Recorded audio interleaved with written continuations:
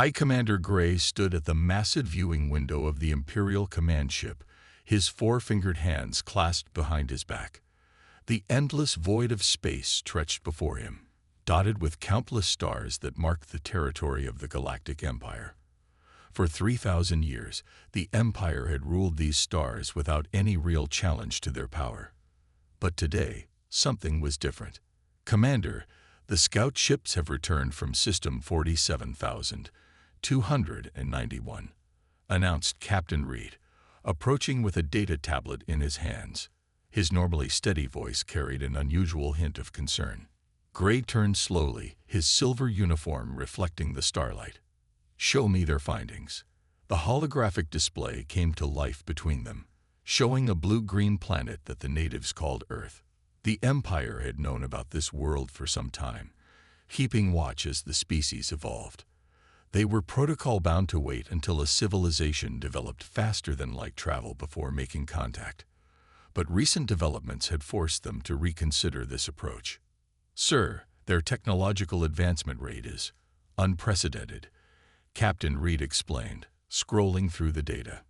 "In just the last 100 years, they've gone from primitive flying machines to orbital satellites. Their military technology is developing at an alarming rate." Gray's eyes narrowed as he studied the images. The humans, as they called themselves, were indeed progressing faster than any species the Empire had encountered. "Show me their weapons capability." The display shifted to show various Earth military installations. Missiles, nuclear submarines, fighter jets, and satellite defense systems appeared in rapid succession. To most Empire officials, these would seem primitive. But Gray saw something that worried him: innovation. Where other species followed predictable paths of technological development, humans seemed to take unexpected leaps. "There's more, sir," Reed continued, his voice dropping lower. "We've intercepted their entertainment broadcasts. They've been imagining space warfare for over a century. They have countless scenarios of alien invasions, space battles, and interstellar conflicts. They prepare for war they haven't even encountered yet." Gray asked, genuine surprise in his voice. "Yes, sir. And their scenarios are disturbingly creative. They think of tactics and strategies that even our war computers haven't considered." Gray walked back to the window, considering this information. Standard Empire protocol was clear. Any civilization showing rapid military advancement should be peacefully integrated before they became a potential threat. But something about these humans made him uneasy.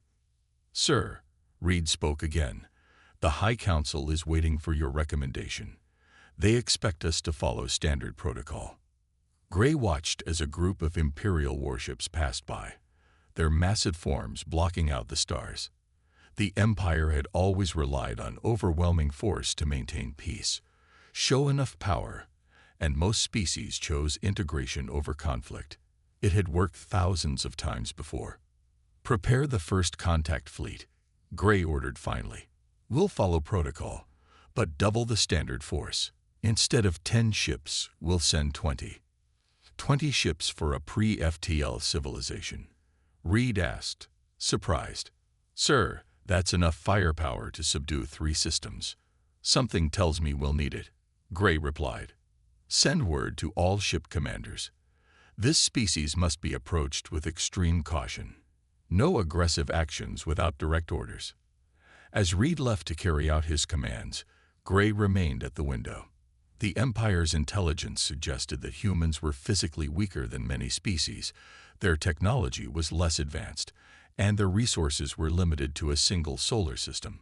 By all logical measures, they should be easy to integrate. But as Gray reviewed the data again, he couldn't shake a growing feeling of unease. In all the Empire's history, they had never encountered a species that spent so much time imagining and preparing for battles they hadn't yet fought. A species that turned their dreams of space warfare into entertainment, creating countless scenarios of resistance against superior forces. "Computer," he spoke into the air, "send a priority message to the High Council. Message begins. Initial contact with species 291 will proceed according to protocol, but I formally request additional resources be placed on standby. These humans, they're different. End message. As the computer confirmed his message, Gray watched another squadron of warships move into formation. He hoped 20 ships would be enough for a peaceful integration. But for the first time in his long career, he wasn't certain of anything. Admiral James Stone stared at the massive holographic display in Earth's United Defense Force headquarters. 20 enormous ships had just appeared at the edge of the solar system, each one larger than anything humans had ever built. The room was silent except for the steady beeping of monitoring equipment. "Status report," he ordered, keeping his voice calm despite the situation. "Sir, the alien vessels are moving in formation toward Earth," Lieutenant Wilson reported from her station. "They're maintaining a steady speed. No weapons appear to be active, but their energy readings are off the charts." Stone nodded slowly. Humanity had prepared for this moment for generations, but now that it was here, everything felt surreal. "Send the greeting message on all frequencies, just as we planned." The message was simple. "We come in peace and welcome peaceful contact." It was broadcast in every known human language, along with mathematical sequences that showed humanity's intelligence level. High above Earth, Commander Gray watched the human response with interest. "They're being surprisingly calm," he noted to Captain Reed. "Most species panic when they see our ships." "Should we proceed with the standard integration message, sir?" "Yes. Show them our full strength first. It usually makes the integration process smoother." The Empire's fleet spread out in an impressive display of power, positioning themselves to be visible from Earth's surface. Their massive ships blocked out large portions of the sky, casting shadows over major cities. Back on Earth, Admiral Stone received the Empire's response. The message played through the command center speakers in perfect English. The aliens had already decoded their languages. "People of Earth, we are the Galactic Empire, rulers of 5 million star systems. We have watched your development and determined you are ready for integration into our civilization. Submit to imperial rule, and you will receive access to advanced technology, protection, and membership in the greatest society in the galaxy. Resistance is inadvisable. You have 1 Earth hour to respond." Stone's face hardened. He pressed a button on his command console, connecting him to all of Earth's major military leaders through a secure channel. "You all heard that. Thoughts?" "They're trying to intimidate us," General Martinez stated from Europe Command. "Classic gunboat diplomacy." "But look at those ships," came the response from Asian Command. "We've never faced anything like this." "No," Stone agreed, "but we've imagined it. We've planned for it. Every military on Earth has run simulations for this exact scenario." He paused, looking at the worried faces on his screen. "The question is, do we submit, or do we show them what humans are made of?" The vote was unanimous. In orbit, Commander Gray waited confidently for Earth's response. Every species shown this level of imperial power had chosen submission. The humans would surely do the same. The response came exactly 1 hour later. Admiral Stone's voice was clear and firm. "To the Galactic Empire, we, the people of Earth, have a long history of resisting those who demand our submission. We welcome peaceful relations between equals, but we will not surrender our independence. Any hostile action against Earth will be met with the full force of human determination. We suggest you choose peaceful cooperation instead." Gray couldn't believe what he was hearing. Captain Reed's mouth hung open in shock. "Sir, they're refusing." "Impossible," Gray muttered. "Scan their military installations. Show them we can see their pitiful defenses." New holographic images appeared, showing Earth's visible military bases, ships, and aircraft. "Sir," Reed reported, "they're not even trying to hide their forces. It's like they want us to see them." Gray felt that sense of unease growing stronger. Normal species try to hide their military capabilities. Normal species attempted to appear stronger than they were. These humans were doing neither. "Sir," Reed's voice shook slightly. "We're detecting massive energy signatures appearing worldwide. They're powering up hidden defense systems we didn't detect before." Gray's eyes widened as new data poured in. The humans had been preparing. All those years of science fiction, movies about alien invasions, and games about space warfare. They hadn't just been entertainment. They had been preparation. "All ships, battle stations," Gray ordered, his voice tense. "I have a feeling we're about to learn why we should have brought more ships." Commander Gray gave the order to attack with complete confidence. After all, 20 Imperial warships had enough firepower to conquer 3 solar systems. One primitive planet should be easy. He was wrong. The first wave of Imperial fighters swooped down toward Earth's atmosphere, their energy weapons charging. But before they could fire, something unexpected happened. The ocean's surface broke open, revealing hidden launch platforms. Hundreds of human fighters erupted from these underwater bases, rising to meet the Imperial attack. "Impossible," Captain Reed shouted, watching the battle displays. They hid their bases underwater. Gray watched in stunned silence as the human fighters engaged his forces. The Imperial pilots were confused. Human aircraft moved in ways that made no sense. They rolled, dived, and turned at angles that seemed suicidal. The humans were using their planet's gravity and atmosphere as weapons. "Sir," Reed reported, his voice shaking, "we're losing fighters at an unprecedented rate. The humans, they're not following any known combat patterns. Our combat computers can't predict their movements." In Earth's command center, Admiral Stone watched the battle with grim satisfaction. "Activate Phase 2, he ordered. Suddenly, thousands of objects in Earth orbit that the Empire had dismissed as space junk came to life.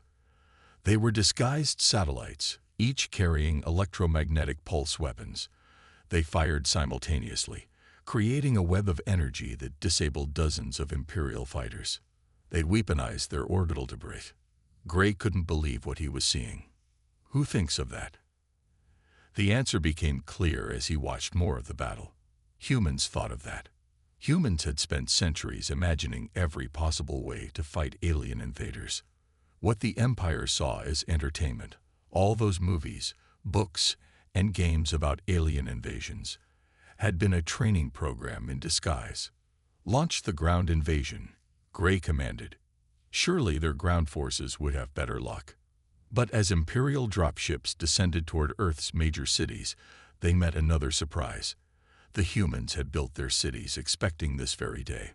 Buildings that seemed decorative transformed into defense platforms. Underground train tunnels became troop transport systems. Even the roadways themselves split open to reveal hidden anti-aircraft weapons. "Sir," Reed reported, "ground forces are reporting chaos. The humans are using their own traffic systems as weapons. They're controlling stoplights to trap our forces in kill zones." Stone's voice came over all Earth frequencies. "To all defense forces, execute Operation Broken Mirror." Hundreds of small mirrors and reflective surfaces suddenly adjusted on Earth's surface and in orbit. They redirected the Empire's own energy weapons back at their ships, using the Empire's power against them. "Clever humans," Gray muttered, watching his fleet's weapons being turned against his own ships.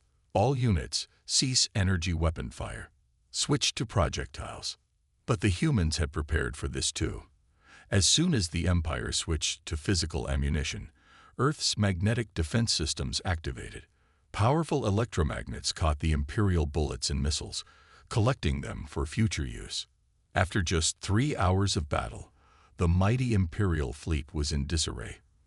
5 ships had been severely damaged, not by superior technology, but by humans using simple physics and clever planning. "Sir," Reed said quietly, "we've lost 30% of our fighters. 2 ground invasion forces are trapped. 3 more are retreating. And," he hesitated, "the humans haven't even revealed their main military forces yet. These are just their defensive systems." Gray stood at his command window, watching the battle unfold. The humans weren't winning because they were stronger or more advanced. They were winning because they had spent generations preparing for this exact moment. Every science fiction story, every alien invasion movie, every space battle game. They had all been teaching humans how to think about space warfare in unique ways. "Send the signal," Gray ordered. "All forces, fall back to minimum safe distance." "Are we retreating, sir?" Reed asked in disbelief. "No," Gray replied, his voice grim. "We're reassessing. I need to send an urgent message to the High Council. We're not dealing with just another primitive species." He watched as another of his ships took heavy damage from its own reflected weapons. "We're dealing with humans, and everything we thought we knew about warfare needs to be reconsidered." As the Imperial ships withdrew to a safe distance, cheers erupted in command centers across Earth. But Admiral Stone didn't celebrate. He knew this was just the beginning. "Send word to all commands," he ordered. "The enemy will be back, and next time they won't underestimate us. Begin deploying our real defenses." The Imperial High Council chamber fell silent as Commander Gray finished his report. The massive holographic display showed the battle footage from Earth, and none of the council members could believe what they were seeing. "You mean to tell us," Supreme Leader Vale spoke slowly, "that 20 of our best ships failed to subdue a single pre-FTL planet?" "The humans are different," Gray explained, standing firm despite the council's disapproval. "They think differently, fight differently. They've spent generations preparing for space warfare through what they call entertainment." The council members whispered among themselves. One of them, General Mars, stood up. "Then we will show them what real warfare looks like. I am deploying the main fleet." Back on Earth, Admiral Stone walked through a secret underground facility where scientists were studying captured Imperial technology. The room was filled with parts from damaged Empire fighters and weapons they had collected during the battle. "Show me what you found," Stone ordered. Dr. Miller, the lead scientist, pointed to a holographic display. "Their technology isn't actually that far ahead of ours in many areas. They've just had longer to perfect it. But look at this." She pressed a button, and a complicated engine diagram appeared. "We can replicate this?" Stone asked. "Better." Miller smiled. "We can improve it. They're efficient, but not very creative. They haven't significantly changed their designs in hundreds of years. We've already found 3 ways to make their engines more powerful." In space, the Empire's main fleet emerged from faster-than-light travel. 500 warships, each one larger than the vessels from the first attack. Commander Gray watched from his flagship as they formed up. "This is excessive force," he told Captain Reed privately. "We've never needed this many ships for one planet." "The Council wants to make an example of Earth," Reed replied. "They're worried other species might get similar ideas about resistance." Gray wasn't so sure. Something about this felt wrong. On Earth, Stone received the reports of the massive fleet's arrival, but instead of panic, he felt a strange calm. "Begin Operation Ghost Fleet," he ordered. Across Earth, thousands of small automated drones launched into space. Each one was built using reverse-engineered Imperial technology, but with a human twist. They were smaller, faster, and nearly impossible to detect. "Sir," a technician reported to Gray, "we're detecting strange energy readings from Earth, but our sensors can't lock onto them." "What do you mean, can't lock on?" Gray demanded. "It's like they're using our own sensor technology against us. They've figured out our blind spots." In the week since the first battle, humans had done more than just study Empire technology. They had found its weaknesses. Now, thousands of small, agile drones slipped through gaps in Imperial defenses, gaps that existed because the Empire's ships had all been built to fight other large ships. Stone watched the first wave of drones reach the Imperial fleet. "Execute attack pattern, Guerrilla 7. The drones didn't try to destroy the Empire's ships. Instead, they targeted specific systems, communications, sensors, and weapon controls. They moved in patterns based on old Earth warfare, when small groups would raid much larger forces. "This is impossible," General Mars shouted from his command ship. "How are they predicting our defensive patterns?" The answer was simple. Humans had spent centuries imagining how to fight superior forces. Every underdog story, every rebellion tale, every battle against impossible odds had taught them something valuable. Gray watched as the mighty Imperial fleet struggled to target the tiny human drones. The Empire's powerful weapons were useless against targets too small and fast to hit. Their perfect formation, maintained for thousands of years, was breaking apart in confusion. "Sir," Reed reported, "the humans are sending a message." On the main screen, Admiral Stone's face appeared. "This is just our first response," he said calmly. "We suggest you reconsider your attack. Humans don't like bullies, and we're very good at finding ways to beat them." Gray looked out at his confused fleet, then back at Stone's confident expression. For the first time in Imperial history, they weren't just facing an enemy. They were facing humans. And humans, it seemed, had been preparing for this fight long before the Empire even knew they existed. Admiral Stone stood in Earth's most secure facility, deep beneath the Rocky Mountains. Around him, massive screens showed the positions of both human and Imperial forces. But the most important screen showed something the Empire didn't know existed: ALX.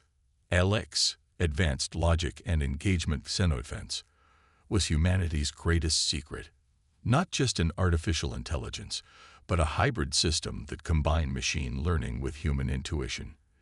It had spent years analyzing every science fiction story, every space battle, and every alien invasion scenario humans had ever created. "ALX, show me their fleet patterns," Stone ordered. The AI displayed the Empire's formations, highlighting weaknesses that no human or machine alone could have spotted. "Their tactics are based on mathematical perfection," ALX's calm voice explained. "But perfection can be predicted, and anything that can be predicted can be defeated." In space, Commander Gray was growing frustrated. The human drones were causing chaos among his fleet, but that wasn't the worst part. Somehow, the humans were predicting his every move. "Sir," Captain Reed reported, "we're detecting unusual energy signatures from Earth. They're unlike anything in our database." "Explain," Gray demanded. "It's as if they're thinking faster than we are. Every strategy we implement, they counter it before we fully deploy it." Stone smiled as ALX presented its next recommendation. "Begin Phase 2, he ordered. Across Earth, hidden launch facilities activated. But these weren't carrying more drones. These launches contained humanity's newest weapons, hybrid fighters. Each one was piloted by a human but connected to ALX, combining human creativity with AI precision. Imperial Fleet, Stone broadcast on all channels. You are about to see why humans are different. We don't just fight with technology. We fight with imagination." The hybrid fighters emerged from Earth's atmosphere in perfect formation.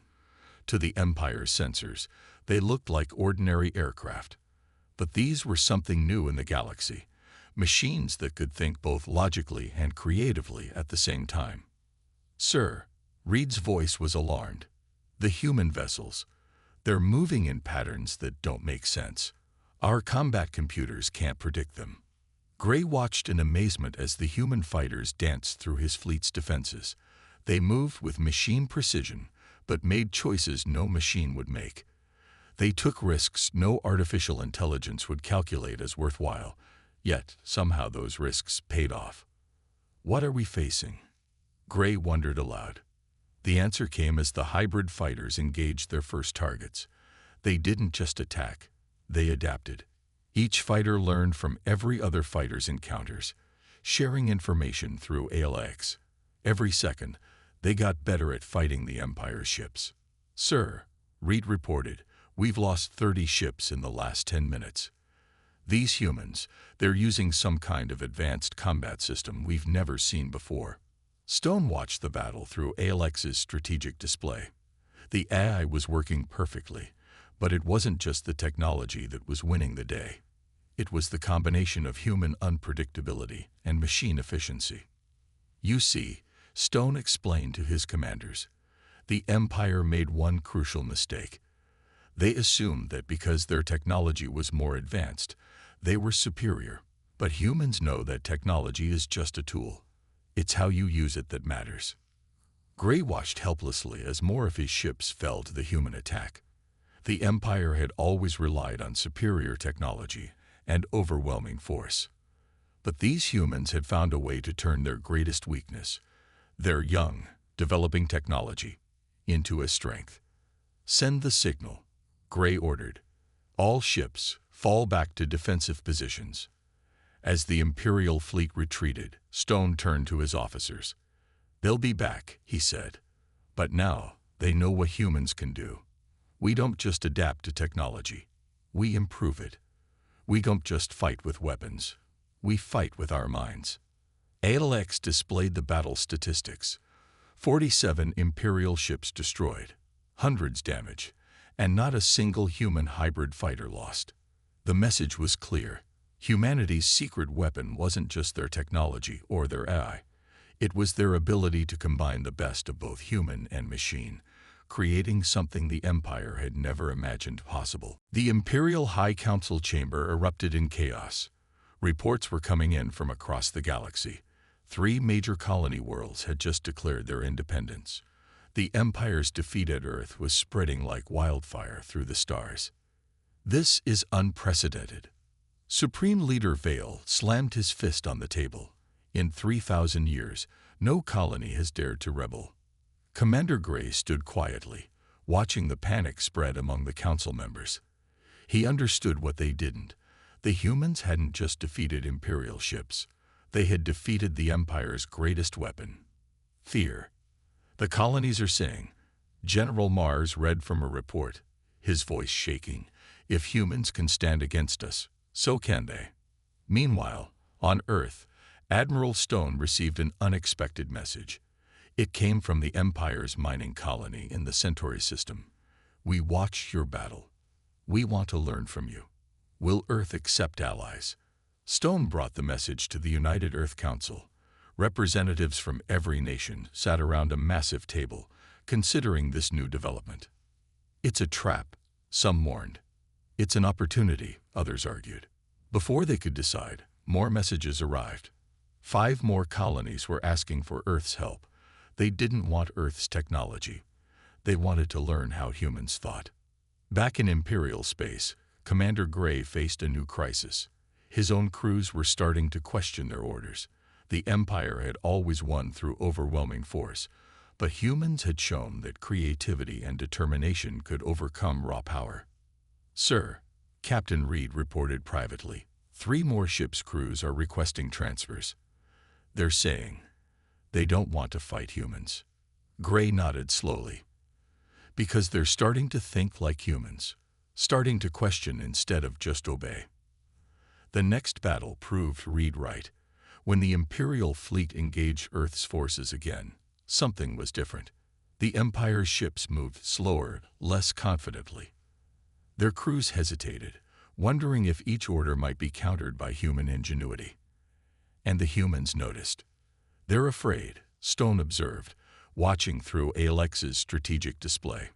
Not of our weapons, but of our minds. ALX confirmed his observation. Imperial ship efficiency has dropped by 47%. They are second-guessing their tactical protocols. Stone saw the opportunity. He opened a channel to all Imperial ships. Your Empire tells you that obedience is strength, but you've seen what free thinking can do. Every ship commander who chooses not to fire on Earth will be welcomed as an ally. On his flagship, Gray watched in amazement as ship after ship powered down their weapons. The Empire's perfect formations began to break apart as captains made their own choices for the first time. Sir, Reed reported, we're receiving messages from the crew. They're asking questions about the humans, about how they think, about why they fight. Gray looked at the battle display, seeing the Empire's mighty fleet falling apart not from weapons, but from ideas. Humans hadn't just found a way to beat Imperial technology. They had found a way to change Imperial minds. "Send word to the High Council," Gray ordered. "The war is lost, not because Earth defeated us, but because they showed our people a different way to think." The Council was furious, but they couldn't deny the truth. More colonies were declaring independence every hour. Imperial crews were refusing to fight. The Empire's perfect order was crumbling in the face of human chaos. Stone watched from Earth as the Imperial fleet retreated for the last time. But he knew this wasn't really a victory over the Empire. It was a victory for a simple human idea, that creativity and free thinking could overcome any obstacle. "Send a message to our new allies," he ordered. "Tell them Earth is ready to teach, not how to fight, but how to think, how to imagine, how to be free." As the message went out, ships from the former colonies began arriving in Earth's solar system. They came not as conquerors or subjects, but as students eager to learn what humans had known all along, that the greatest power in the universe wasn't technology or strength, but the freedom to think differently. 1 year after the war, the galaxy had changed more than anyone could have imagined. Commander Gray stood on the observation deck of his ship, now approaching Earth not as an enemy, but as a diplomatic representative. The view was different this time. Hundreds of ships from former Imperial colonies surrounded Earth, not in battle formation, but in peaceful cooperation. Each one had come to learn from humanity.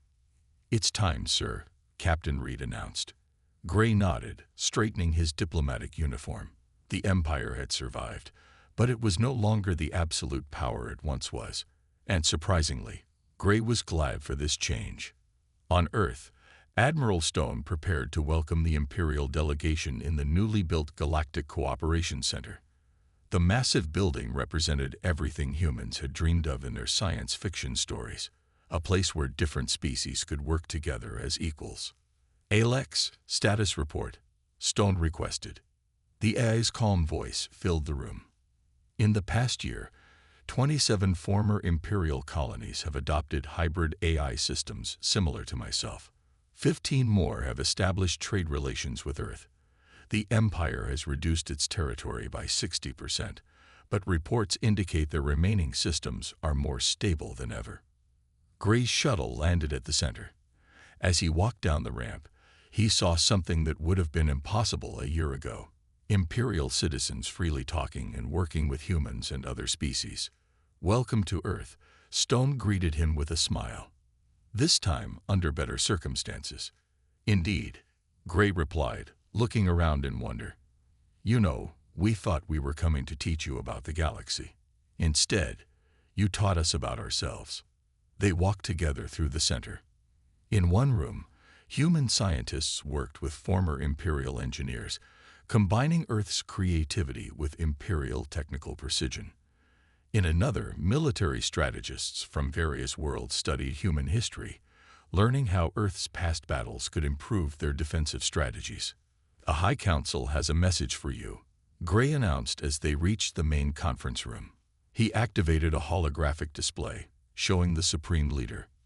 "People of Earth," Vale spoke, his tone respectful rather than commanding. "The Empire formally recognizes your independence and your status as a major galactic power. Furthermore, we issue this warning to any who might consider hostile action against Earth. Do not attempt it. Humans are different. They do not think like other species. They do not fight like other species, and they cannot be defeated through traditional means." Stone accepted the message with a nod. "And we have a message for the Empire as well. Earth's gates will always be open to those who seek to learn and cooperate. We don't want to rule a galaxy. We want to explore it, to learn from it, and to help it grow." Later that day, Gray and Stone stood together watching ships from across the galaxy coming and going from Earth's spaceports. Each one carried new ideas, new technologies, and new ways of thinking back to their worlds. "You know what the most remarkable thing about humans is?" Gray asked. "It's not your technology or your eye or even your creativity. It's your ability to share those gifts with others." Stone smiled.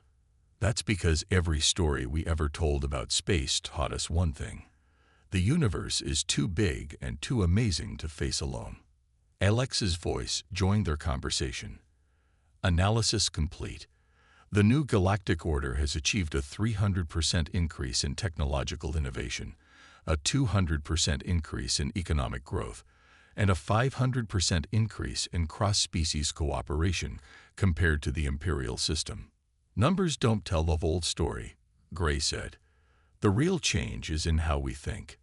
The Empire taught obedience. Humans taught us to imagine. As the sun set over the Galactic Cooperation Center, ships from 100 worlds lit up Earth's sky. Each one carried beings who had come to learn humanity's most powerful secret, that the strongest force in the universe wasn't weapons or armies or even technology. It was the power to dream, to imagine, and to believe that the impossible was always worth trying. To the future, Stone raised a glass. To humanity, Gray answered, finally understanding why his first instinct about humans had been right. They were different, and they had made the galaxy different too. Better.